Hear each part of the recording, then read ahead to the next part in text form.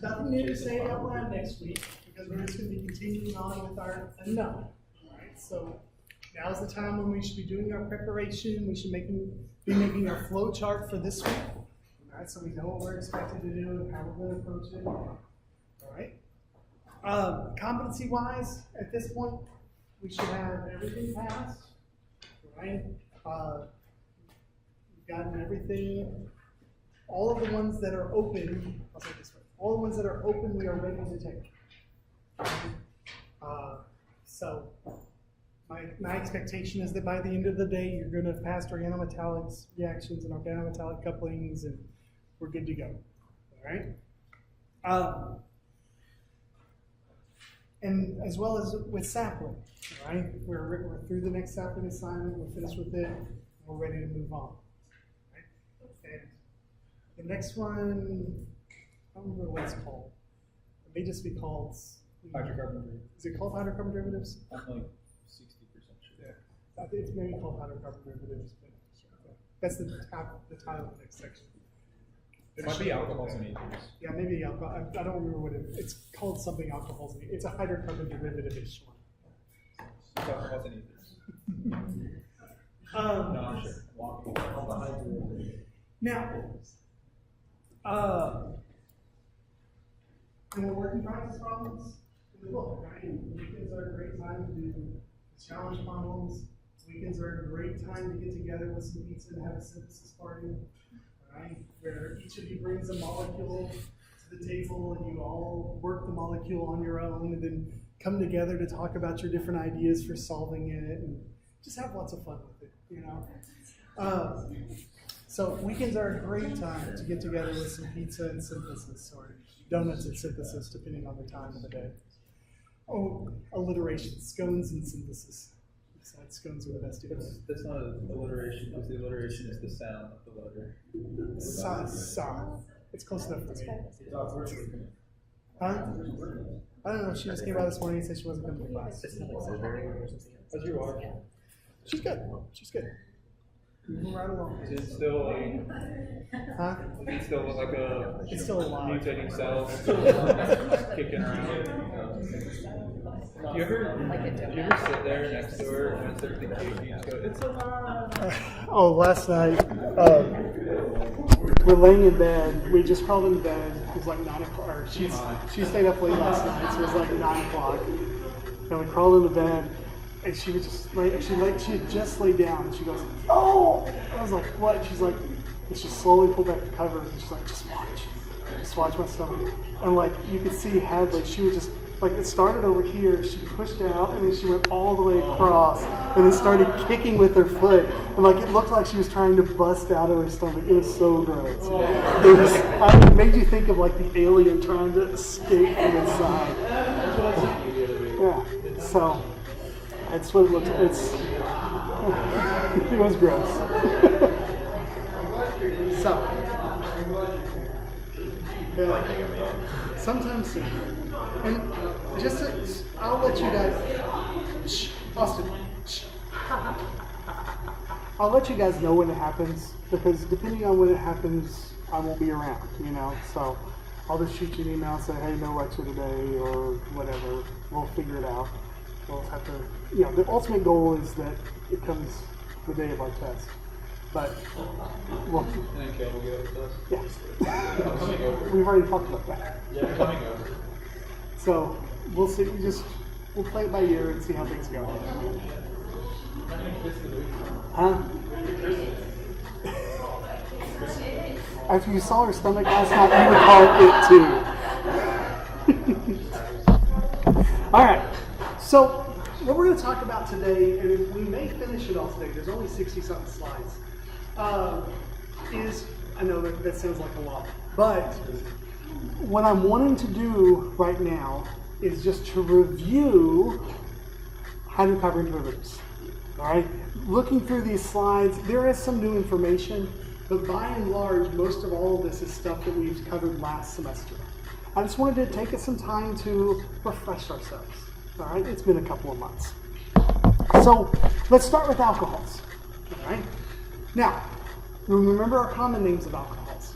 We name the alkyl group followed by the word alcohol. So we can have isopropyl alcohol, ethyl alcohol, T-butyl alcohol. We know how to name them in the IUPAC. We know how to name them as a group, right? We also know how to prepare alcohols. We've got lots of different ways that we can do that. We can do acid catalyzed dehydration of it. That's wrong. It's acid catalyzed hydration of an alkene. It shouldn't be dehydration. That is a mistake there. You don't see that. All right? It's the acid catalyzed hydration of an alkene. We can do hydrogenation oxidation of an alkene. What's the difference between those two?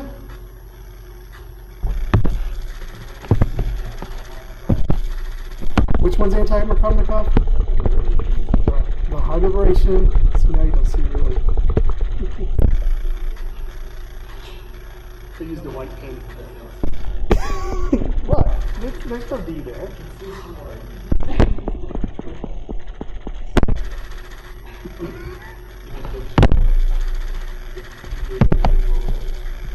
All right. What conditions do we use for the acid catalyzed hydration? H2SO4 and water, or what's the other one we commonly use? Well, yeah, but the H3O plus is a result of sulfuric acid and water, or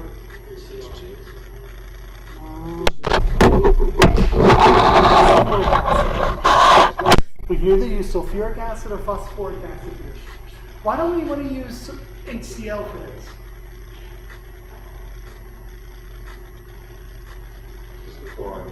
The chloride can react with it as well to form the alkyl halide. All right. So one way is through acid catalyzed addition. If we are worried about rearrangement, what would our conditions be? We're going to add the mercury. All right.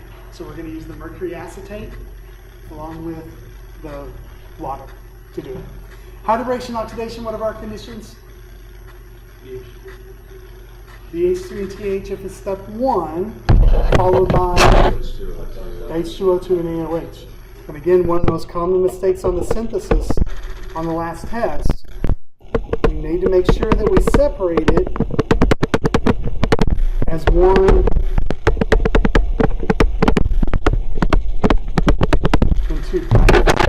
Put all of that into one solution. You have to first react it with the BH3 and THF, then add in the AOH and H2O2.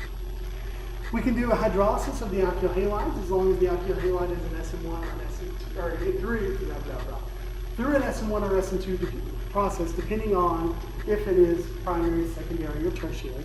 Tertiary is going to be most likely to go through which mechanism? SM1, primary, secondary. And then we can also reduce our aldehydes, ketones, esters, or carboxylic acids using our various reagents to take them into alcohols. If we had a ester and we wanted to convert it to an alcohol, what reagent would we use? LAH, lithium hydride. If we had an aldehyde, what would we use?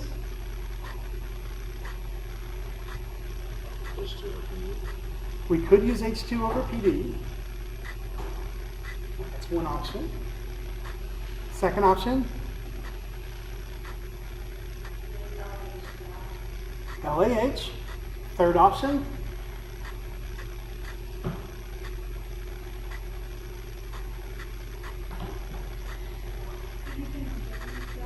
now Jones is an oxidizer, it goes the other way. Come on, guys.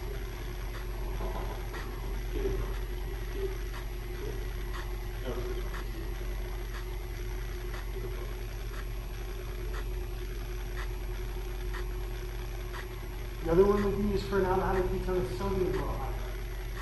Right? Lithium aluminum hydride, sodium borohydride, or H2PD on C. Right? Those are three that we can use for an aldehyde or a ketone. Okay? For an ester or carboxylic acid, we have to use the lithium aluminum hydride. All right. So, yes, get it. NaBH4. Right? So it's solvent for that is usually something like ethanol. Right? Now, as far as the reactions of alcohols, one of the things that we looked at was how to convert them into alkyl halides. You might remember seeing this chart towards the end of last semester, where we said if we wanted it to be a chloride and we had a primary, we would use thionyl chloride, secondary the thionyl chloride, and for the tertiary, HCl. If you remember, we went through and drew the mechanism for this. That might be something you want to review this weekend. And we noted that the primary and the secondary actually go through different mechanisms here. The primary goes through more of an SN1 type mechanism, the secondary an SN2. We can do this with a tertiary, so the primary is SN2, the secondary is SN1. And we can do this with a tertiary thionyl chloride as well, and it goes through an SN1 process. The HCl just gives us a little higher yield. For the bromides, for the primary, we can use PBr3 or HBr, secondary PBr3, tertiary HBr, and then for the iodide, we can use phosphorus and iodine for the primary and secondary. But remember that Pi3 is unstable, so we have to generate it in situ. And then for the tertiary, again, the HI. But what's the star there mean? It doesn't really want to react, and so the yield there is going to be low. We also talked about how to convert our alcohols into ethers. Remember the Williamson ether synthesis? Somebody describe the Williamson ether synthesis to me.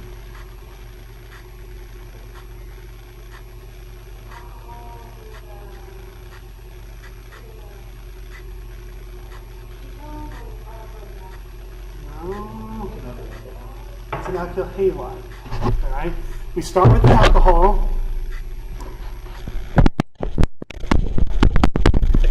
We react with something like sodium metal to form the alkoxide.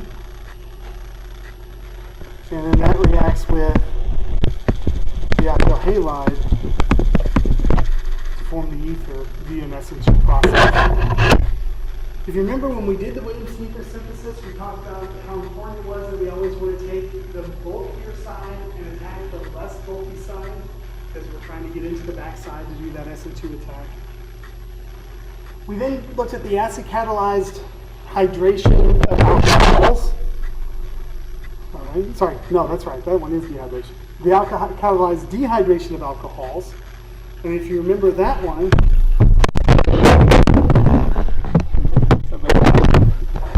Caleb just gave up and moved to the other side of the room.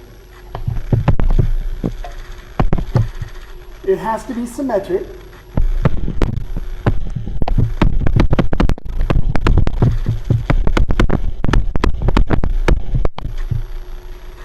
And we end up forming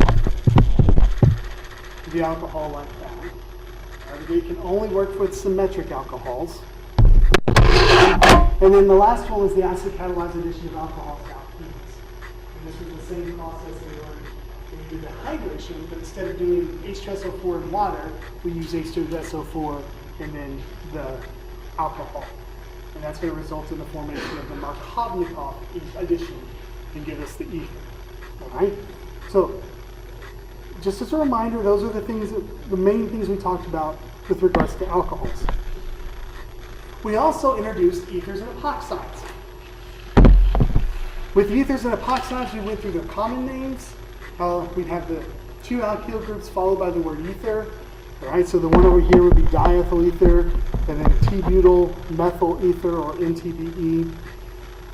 We looked at some other common notable ethers, things like 2-methoxyethanol, which we said goes by the name methylcellosol, 2-ethoxyethanol, which was just cellosol, and then diethylene glycol dimethyl ether, which goes by diglyne. The diglyne is a great solvent for doing the Grignard reaction, or some of our organocoupling reactions, where we need an ether solvent, but we also need to be able to get it to a really high temperature. By the size of diglyne, you can see that it's going to have a fairly high boiling point. And so diglyne gets used for some of those type of reactions. We looked at some nomenclature of cyclic ethers. Remember that the 300 ring was oxyrane, the 4 was oxetane, the 5 was oxolane or tetrahydrofuran, the 6 was oxane, and then the 1,4-dioxane was the diethyl, right? And so, you know, if you go back to your stuff from last semester, you probably have flashcards somewhere where you, or Quizlet where you did these and then forgot them all, because how often do you really use 1,4-dioxane or oxalane? We talked about the physical properties of ethers, all right? The fact that they can't be hydrogen bond donors because they don't have any hydrogens attached to the oxygen, all right? They can form hydrogen bonds with other things, hence why like THF and water are somewhat soluble in each other, because the THF can form some hydrogen bonds with the water, right? But for the most part, they're going to have similar boiling points to alkanes, because we're just talking a slight difference between polar and non-polar molecules. They're going to have much lower boiling points than alcohols of similar size because they cannot participate in hydrogen bonding. Their solubility in water is going to be less than alcohols, but they are going to have a greater solubility than the alkanes, because while they can't be donors, they can be acceptors.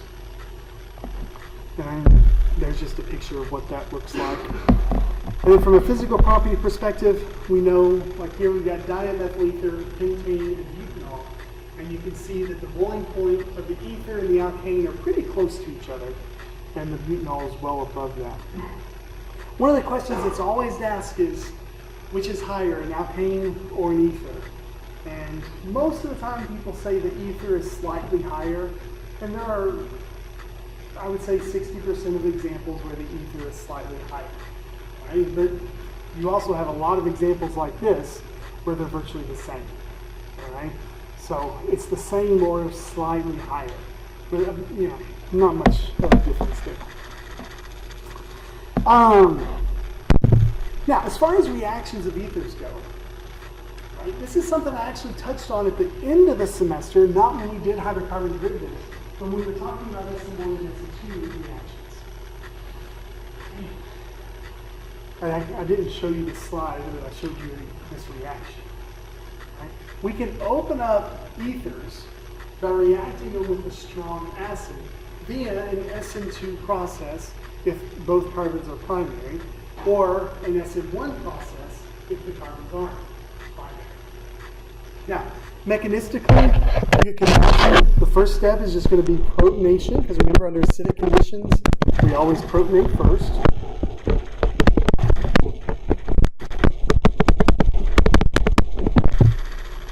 And in this case, since both sides are primary, the next thing that's going to happen is the bromide is going to come in and do the backside attack to form one bromide plus then one alcohol. That alcohol then can react with HBr in an SN2 reaction to form the alkyl halide. Right, so if they're both primary, then they're going to go through two consecutive SN2 reactions to form the dihalide.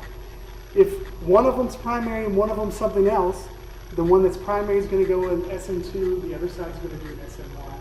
And if they're both something else, secondary, tertiary, then they're both going to undergo SN1. But mechanistically, it's going to be the same. Here you see an example of it with a tert-butyl ether, an HCl. And notice, in this case, we've got a secondary and a tertiary. And that the products are going to be the one that goes through the most stable carbocation in the medium. Right? When we open it up, we can either get a secondary carbocation or a tertiary. How much more reactive is a tertiary than a secondary? If you remember, it's more than 100,000 times more reactive. All right? So we're going to form the tertiary 100,000 times more often than we form as secondary. So if we just use one equivalent, we will actually be able to perform two alcohols, or sorry, two products in this case, one alcohol and one alkyl halide. However, if we used an excess of HCl here, what's going to happen? They're both going to become halides, exactly. The acid most used for this is going to be HI, because iodine is going to be the best nucleophile in these situations. All right? And here, we've got a methyl versus a primary, and the attack's going to occur on the less limited position. Right? Again, they'll attack with the methyl. So we'll end up getting two different products here. Okay? Now, ethers find widespread use as solvents because they don't do much. Okay? There are very few reactions that an ether can participate in. And so that's why we use them. A lot of things will dissolve in them, but they don't react with much. One unique property of ethers is we can use them as crown ethers. Right? Crown ethers were first developed back in the 60s or so. And the crowns are designed to fit around certain positive charge. They're designed as traps for cations. Right? So we can have like 12 crown 4, 18 crown 6. To name a crown, the first number is the total number of atoms in the crown. The second number after crown is the number of oxygens. And the assumption is always made in a crown that everything is distributed equally. Right? So we have 12 crown 4 here and 18 crown 6. On the next slide here, you can see 12 crown 4 along with lithium cyanide. 12 crown 4 fits a lithium ion perfectly. 15 crown 5 fits a sodium ion perfectly. And 18 crown 6 fits a potassium. Now, the reason we want to use these crown ethers, on the bottom there you see the complete structural form there, where you can see the potassium just basically gets hidden in the interior there, is that in this case, for example, with potassium permanganate, the permanganate ion is kind of left out to dry. All right? It's left out on its own. And so it's going to be more reactive than it normally is because it's missing its cation. We use these a lot to help SN2 reactions because by trapping the cation, it makes the anion more nucleophilic. Right? And it allows them to go and do the backside attack easier.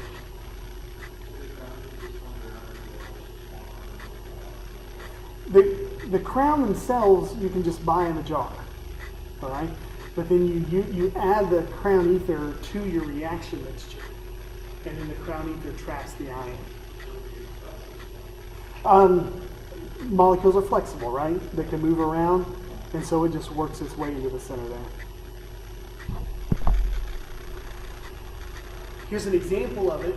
Fluoride itself is a poor nucleophile, especially in protic solvents, because it's got a small size, so it's got a high charge density, and so it can form strong interactions with the hydrogens. Right? It can form strong hydrogen bonds. But by adding in some 18 crown 6, the potassium ions get trapped inside the crowns, meaning the fluoride ions have to bear more of the charge, and so they're more reactive. And so here we can get the reaction up to 92%. We talked about, yes, get it.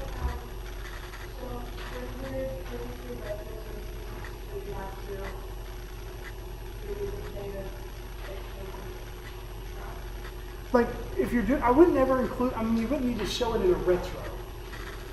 But in the synthesis, you could just add it as one of the reagents. All right? And you wouldn't have to synthesize it because it's not something that's ending up in your final product. Good question. The next thing we talked about was epoxides. Remember, epoxides are those 3-member rings where we have 2 carbons and 1 oxygen. How do we make an epoxide? MCPBA along with an alkene. What were the 2 other reagents that might be used for that? NEPP.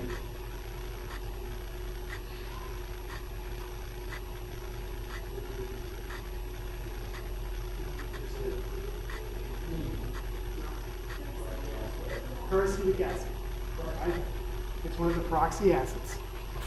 And those react with the alkene to form the epoxide. And you know the mechanism of that, or you have seen the mechanism of that, right? We know about nomenclature of epoxides. We know that they're called oxyranes, or we can have substituted oxyranes. And we also know that their common name is just the alkene followed by the word oxide. So cis-2-butene oxide or cyclohexene oxide.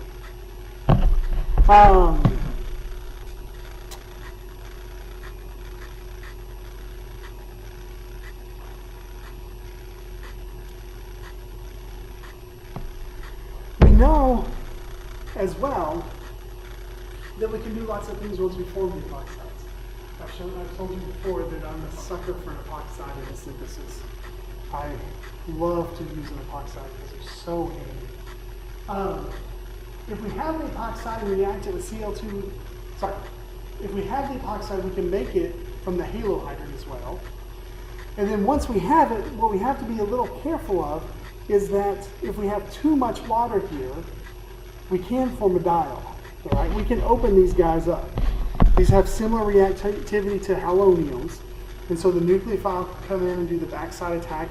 If it's unsymmetrical, which side is the nucleophile going to go to? The least hindered end. Right? We can also do the acid catalyzed ring opening, where we use H2SO4 in water. We protonate that oxyring, then the water comes in. Now in this case, if it's unsymmetrical, which side is the water going to go to?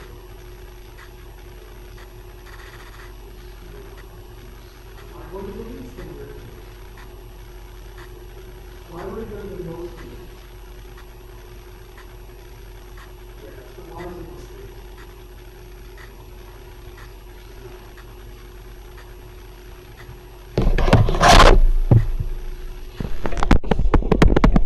It's the most stable carbocation. All right. If it's unsymmetrical, we're going to get the water is going to come and attack the side that's got the most positive charge on it. All right? It's the most stable carbocation. So it'll attack the more hindered end. So basic conditions, it's going to the least hindered. Acidic conditions to the most hindered. Right? Either way, you're going to be forming the diol, and it'll be a mixture. That'll be the trans mixture.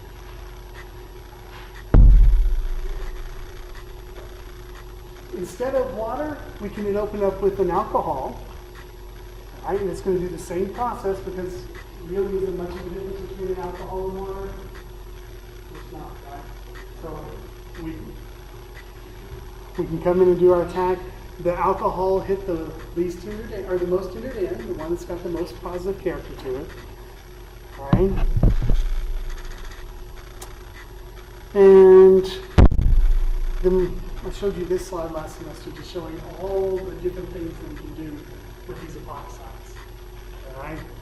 We can attack it with all these different groups, forming all of these different molecules, which allows us to do all sorts of other things. Okay? So they are so useful synthetically. So useful. All right, how about something new? All right. We can reduce an epoxide. All right. If we come in with something like lithium aluminum hydride, we'll reduce the epoxide to the alcohol. And really, I say this is new, but because lithium aluminum hydride is going to donate what?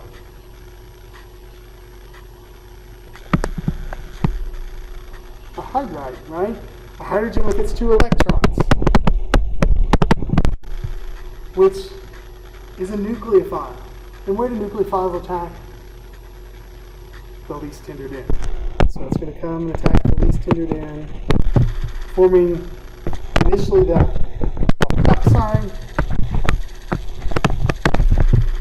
which then can react with water to get our alcohol. Right? So it's a new reaction, but the process is the same. Okay? So that was our ethers and our epoxides. The next hydrocarbon derivatives are our thiols and our sulfides. All right, if you remember, our thiols and our sulfides are just the sulfur equivalents of our ethers and our alcohols. And so if you remember, we went through and did our nomenclature. I need to stop saying if you remember, because I know you remember. But just to review, We rename our IUPAC as alkyl sulfonyl substituents. For common names, they're sulfides. So like we can have a methyl sulfide, which is SCH3SH or ethyl sulfide.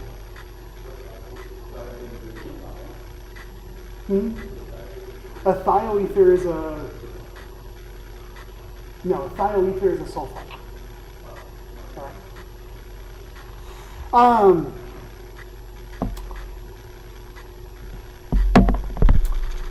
We talked about oxidation last semester with the thiols, if you remember. I told you a truly hair curling story that went along with it.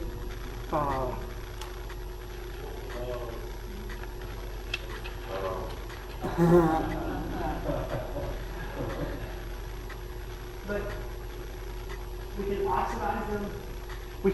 They're prepared just using SN2 reactions, right? But then we can oxidize them using sodium iodate to get it to just 1, and then oxygen peroxide of it all the way. Right? But in reality, there's very little we do with those. Yeah. They're very close. They're very much. The thiols, remember, they stink. They don't hydrogen bond very much because sulfur is not as electronegative as oxygen, so it can't form a strong dipole as oxygen. Their boiling points end up somewhere in the middle near aldehydes and ketones. Remember their acids, the pKa of ethyl sulfide is like 8.5, so we can pull them off.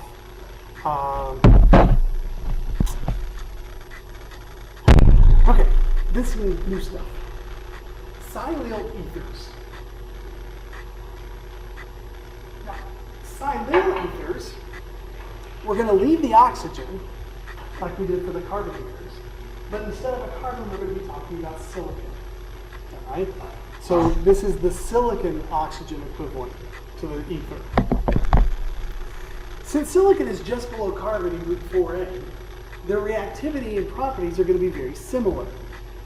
We can have silicon dioxide, which is what? Sand or glass. Right? We can have silane, which is silicon with 4 hydrogens on it. Tetramethylsilane. Where have we run into tetramethylsilane?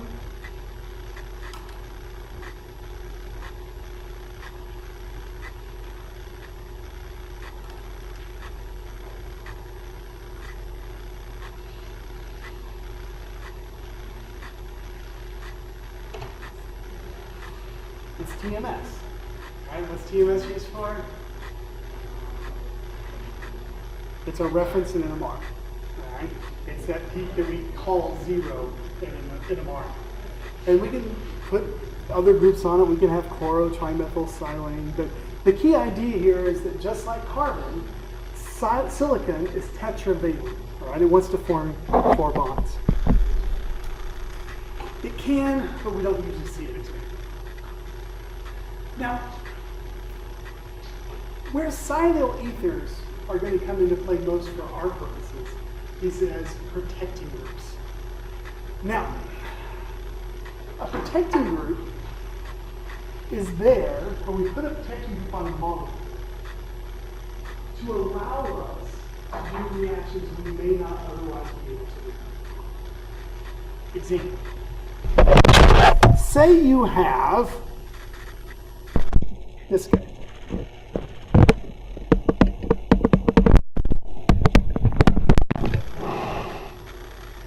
And you really, really want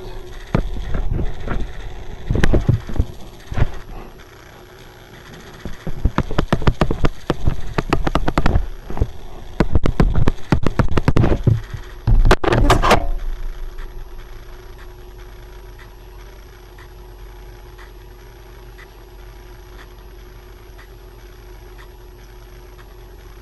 Now, when we're doing our analysis here, when we're looking at our molecule and seeing what we have to do, what's the change that we're trying to do here? We're doing what?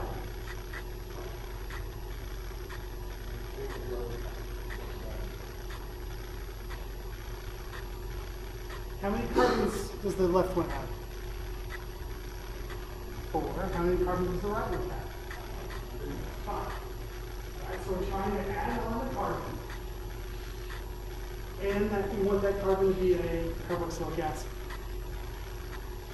Well, do we know a way to convert an alkyl halide into a carboxylic acid? How can we do it? How can we take an alkyl halide, add 1 carbon, and make it be a carboxylic acid? The gradient, right? It's kind of what we did in lab, right? We took an alkyl halide, attacked CO2, then reacted with HCl to form the carboxylic acid. Right? Great. No problems at all. Except what? We can't do a Grignard if there's an OH around, right? There can't be any acidic protons present when we do a Grignard. So, we're out of luck. Except, we can use a protecting group. What we do is we start with our alcohol, and we add a protecting group to it. All right, we're going to convert our alcohol into something else. Now, the requirement for something to be a good protecting group is that it has to add on in basically 100% yield in very mild conditions. It also has to be able to be taken off in 100% yield or close to it in very mild conditions. But the ideal is you can add a protection group to the alcohol, convert it to the carboxylic acid, and then do the deprotection. Okay? So when you're doing a synthesis, a lot of times what's going to end up happening as it gets more and more functionality, you're going to make a group and you're going to be like, okay, this is the alcohol and moving on all of it. But I don't want anything else to mess with it. So I'm just going to protect it. And when you get to the end of your synthesis, it might be that you have your last 4 or 5 steps are just deprotections.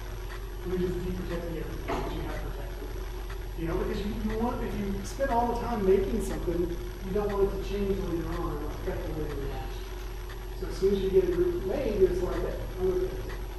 And when you get to the end, it'll be like, this, you know, just one arrow, it's going to be like the conditions for all the protections.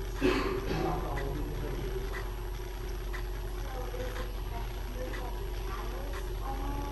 It's not a catalyst from the standpoint it's not making a reaction faster. Right? It kind of covers it and blocks it. Right?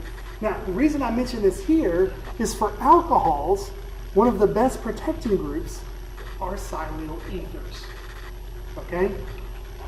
So, what we can do is we can take an alcohol and we can react it with something like chlorotrimethyl silane.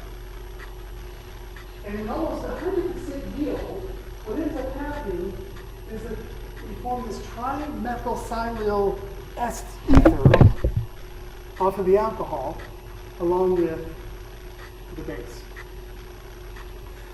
Right? We make this alcohol into a silyl ether.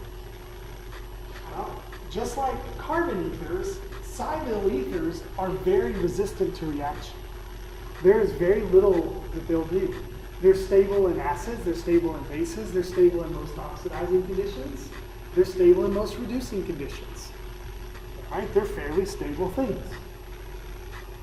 Now, trimethylsilane isn't necessarily the best one. Right? There are a lot of different silyl protecting groups out there. Probably the one that's used the most is TBD-MSCl. Tert-butyl dimethyl silyl chloride. Now, why do you think TBD-MSCl would be favored over something like TMSCl?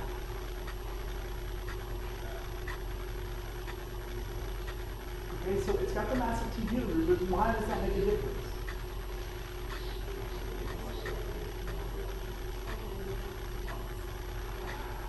Yeah, it's more thinner. It is.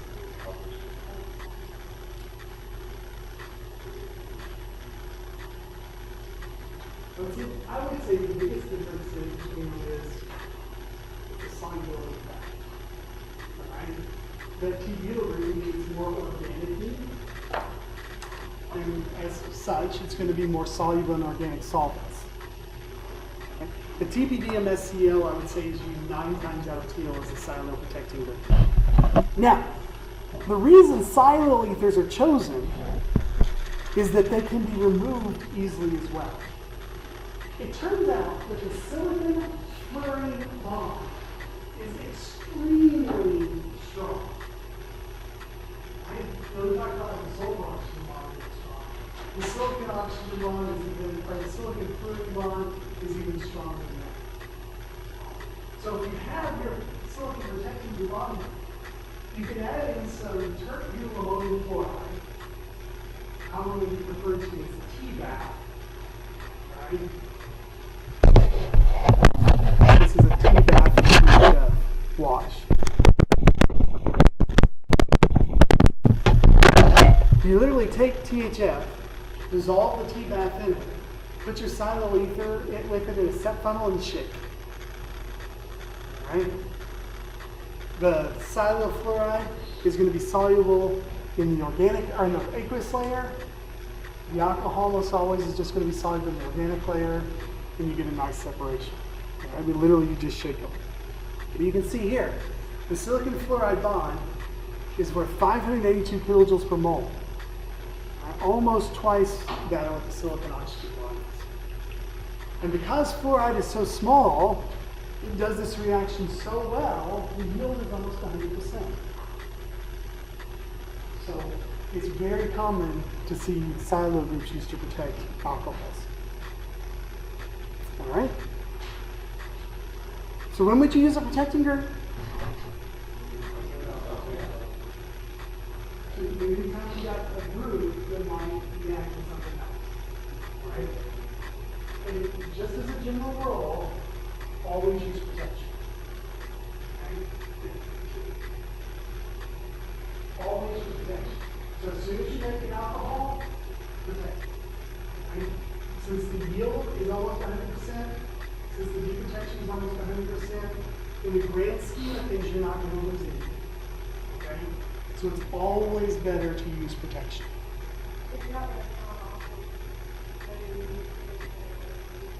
Right. Actually, I would be more likely to count off if you didn't use protection. All right? Always use protection. It can, yeah, it'll work for phenols because the fluoride's going to attack the backside of this. So, the silicon, there are lots of protecting groups out there. Right? There's actually over the library, there's a book called Green's Protecting Groups in Organic Synthesis. There's a book about that today. It's nothing but it's the book you face. Like he just says, it's organic function. It's like it has alcohol. It lists off every article that has a few connectors. It just all has the liver. Yeah, this is the one I'm worried about.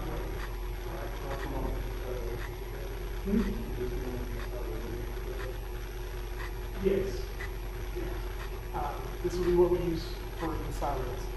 There are other protecting groups out there, and we're going to learn about other protecting groups. You know, we're going to learn how to protect aldehydes, how to protect ketones, that sort of thing. But this is how we use. This is what we use to protect alcohol. Okay. All right. Our next group are the phenols. Now, we covered the nomenclature of phenols a little bit when we did the aromatics earlier this semester, right? From a structural standpoint, we know that phenols are not your typical alcohols, right? We know that because their acidity comes in at 10 instead of the 16 where the rest of the alcohols are. We know that they're still aromatic, so the lone pair of electrons on the oxygen is not necessarily conjugated with the aromatic premium as much, right? Because if we're putting more electron density in, then we're going to get to be more where we're more anti-aromatic, right? But it doesn't act like a true aromatic, it doesn't act like a true alcohol. It's somewhere in between. Here are some common phenols. The one on the left is vanillin. And if you ever go and buy some imitation vanilla at the store, you'll see that there's two ingredients, vanillin and ethyl alcohol, because that's what vanilla is. All right? Now, pure vanilla that comes from a vanilla bean is slightly different because there are more compounds in a vanilla bean than just vanilla. But vanilla is by far and away the strongest component. And you might hear a lot of other things like this Mexican vanilla, has a very different flavor than just normal vanilla. Almost always what differentiates one vanilla from another has nothing to do with the vanilla bean itself, but what alcohol is used to extract the flavor. Most, vanilla in the United States just uses water. The vanilla bean, after it's been dried, slice it down the center, pull out the seeds, and soak it in vodka. All right? And then that's your vanilla extract. Other places and other locations, other cultures, just use different types of alcohol to extract the flavor, which gives it various flavors. Okay? The imitation is just vanillin from the cabinet, it's been made in a food-safe manner, dissolved in vodka. Okay? Eugenol is that distinctive flavoring of cloves. I think some of you extracted cloves last semester in essential oil lab. The oil that you get off, the primary component there is eugenol. It's got that very pumpkin pie smell in it. One of the interesting things that I think is, one of the interesting fields of study I think I showed you before is the idea of food chemistry. The fact that all of these recipes, when they're put together, are put together for a reason. The reason that eugenol, or the reason that clove is always added to the banana bread, is because bananas is one of their essential oils has eugenol. So by adding in clove to a banana, you're adding in complementary flavor, something that naturally works well. As well, since it has the eugenol in common, it makes the banana bread taste more banana. Right? It brings out that flavor. And so there's a lot of research that goes into identifying the different flavor components and then figuring out what the complementary flavors are. The eugenol is that flavor from clove. And then thymol, thymol is used as an indicator, thymol blue, right? For doing acid-base indicators, that sort of thing. That's a common one. If you remember earlier this semester, we talked about the different common names associated with the phenols. We've got the cresols, the catechols, the resorcinols. They are OHs, so they can form hydrogen bonds. One of the trickiest ones to run into is if you have a nitrophenol, where that nitro group is ortho to the phenol, you can actually have intramolecular hydrogen bonding going on, which can totally throw off its physical properties, especially when you're trying to identify it as an unknown. Just throwing that out there as a hint. Here you see some various acidities. Most of them come in around 10. Notice that with the nitrophenol, the ortho and the para are more acidic than the meta. Why are they being more acidic?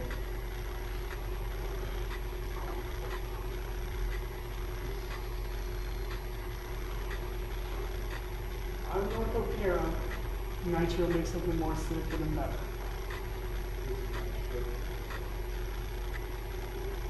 Which one?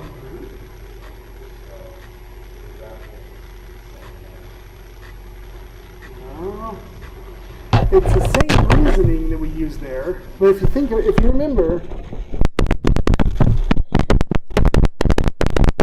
the negative charge is there, the nitro is here.